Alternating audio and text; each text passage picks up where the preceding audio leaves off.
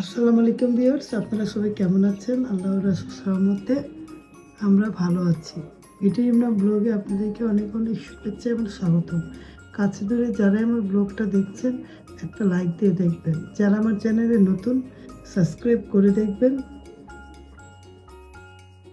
অনেকগুলো চড়ুই পাখি এই চালে বসেছিল, অনেকগুলো চড়ুই পাখি কিচিরমিচির শব্দ করে, আর যদি আমাদের শব্দ পায় তাহলে চলে যায়। শব্দগুলো ভালো লাগছিল, তাই মনে করলাম আপনাদের মাঝে শেয়ার করি। যেখান থেকে আমার ভিডিওটা দেখছেন একটা লাইক দিয়ে দেখবেন, যারা আমার চ্যানেলে নতুন সাবস্ক্রাইব করে দেখবেন। এই ব্লগের পাশাপাশি রিমনা হোমস্টাইল ফুড ব্লগ নামে আমার কিন্তু একটা চ্যানেল আছে। দেখুন কিভাবে পাতা খাচ্ছে একটা চড়ুই পাখি, দেখা যাচ্ছে কিনা বলতে পারি না। ফুলের কলিগুলো হলেই খেয়ে ফেলে। অনেক দুষ্ট পাখি, কিভাবে খাচ্ছে দেখা যাচ্ছে ভিউয়ার্স।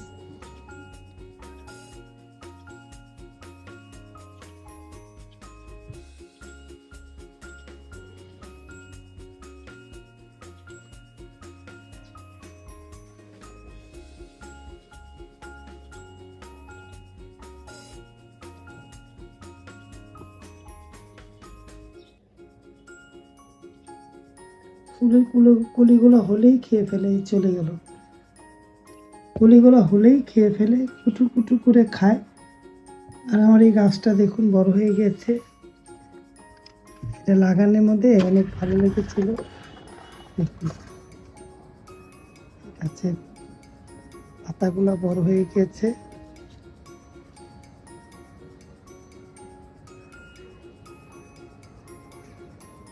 জিনিস ভালো লাগে, তাই আপনাদের মাঝে শেয়ার করলাম। শীতকালে কিরকম যেন একটা আবহাওয়া হয়, ঠান্ডা ঠান্ডা পরিবেশ। আমার ছেলে পরীক্ষা দিচ্ছে, আলহামদুলিল্লাহ ভালো হচ্ছে পরীক্ষাগুলো। ওর জন্য দোয়া করবেন যাতে ভালো রেজাল্ট করতে পারে। তাহলে ভিডিও দেখতে থাকেন।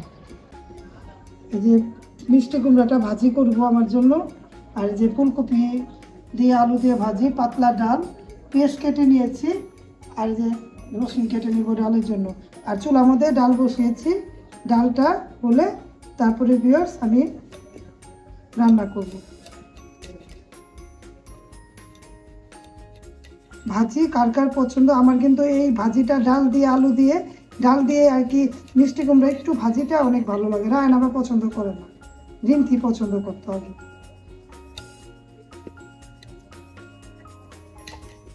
ছুরিটা আমার নানির ছুরি তো, ডাল এরকম করে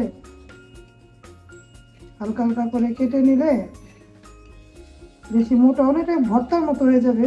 এটা শুকনো মরিচ দিয়ে বাগার দিলে অনেক ভালো লাগে। অল্প ওদিনও ভাজি খেলাম, আজকেও আবার ভাজি অল্প একটু আছে, মনে করলাম অন্য কিছু ধর রান্না না করে ভাজি রান্না করে দিই। আর রানের মুরগির মাংস তরকারি আছে, রান ওটা খাবে। ভাজি একটা লাগে, শীতের সময় তো ভাজি এমনি যেটা একটু মোটা হয়ে গেল, থাক মোটা হয়ে গেল, সবই পেটে যাবে। মোটা পাতলা একটু মোটা হয়েছে, আবার পাতলা করতে গেলে বেশি পাতলা হয়ে যাবে, এই জন্য আর করলাম না। ভিডিওর পাশে থাকেন, ভিডিও দেখতে থাকেন।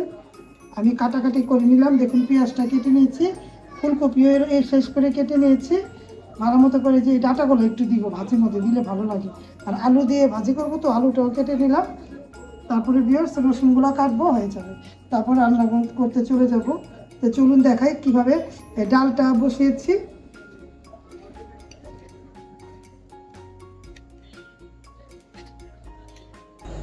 এই যে পাতলা ডাল কার কার পছন্দ?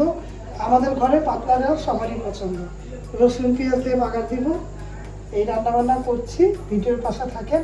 শরীরটা ভালো না, অনেক খারাপ লাগতেছে, বলতে পারতাছি না। স্কুলে মাদ্রাসায় গেলাম তো। রায়ন পরীক্ষা কেমন হয়েছে?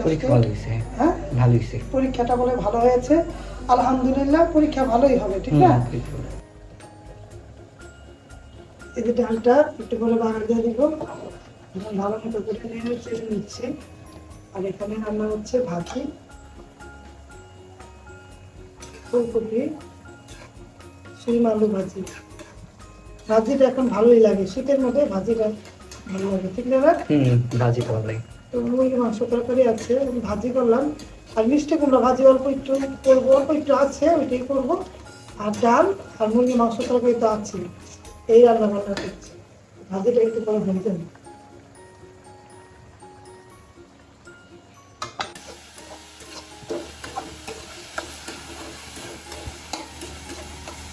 মিষ্টি কুমড়া ভাজিটা অল্প, তারপরে ভালো লাগে ডাল দিয়ে খেতে। কার কার মিষ্টি কুমড়া ভাজি পছন্দ কমেন্ট করবেন। এই যে ডালটা ভাজা দিলাম, দেখতে কেমন হয়েছে ডালটা কমেন্ট করবেন। আজকে মশলা দিয়েছি চিকেনটা, ডালের সাথে খেতে ভালো লাগে।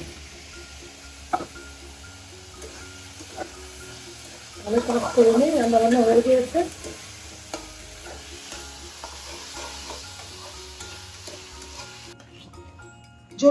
জলপই সিদ্ধ করছি, দেখুন। ওষুধ খাই তো অনেক পদের, একটু ওষুধ খাওয়ার পর মুখটা কেমন জানি করে, একটু টক আচার বানিয়ে রাখলে খাওয়া যায়। যেহেতু জলপই সিজন, জলপই আচার বানাবো। আর আমি জলপই আচারের রেসিপি দিয়েছি একটা, অনেক ইয়াম্মি। আপনারা অবশ্যই আমার রেসিপিগুলো দেখবেন, ভালো লাগবে। রিমনা হোমস্টার ফুড ব্লগে গেলে আমি 400-র উপরে রান্না আপনাদের মাঝে শেয়ার করেছি। একটু ঘুরে আসবেন, ভালো লাগবে। ভালো লাগলে কিন্তু আমাকে কমেন্ট করে জানাবেন আমার রান্নাগুলো কীরকম। আমি আগের দিনের নানি দাদিরা যেরকম রান্না করে, আমি কিন্তু আমার রান্না কিন্তু ওই রকমই হয়, ভালো হয়। আপনারা একটু দেখবেন, না দেখলে তো বুঝবেন না। রান্না করবেন, দেখবেন, তাহলে আমাকে কমেন্ট করবেন। ভালো না হলেও বলবেন, ভালো হলেও বলবেন। তা আমি এই আচারটা বানাবো, যখন বানাবো তখন দেখাবো। জলপই দেখালাম না, জলপই দিয়ে আচার বানাবো। এই যে আচার বানালাম, মিষ্টি দিইনি, টক টক করে বানিয়েছি। সবাই খাবে, পছন্দ করে সবাই।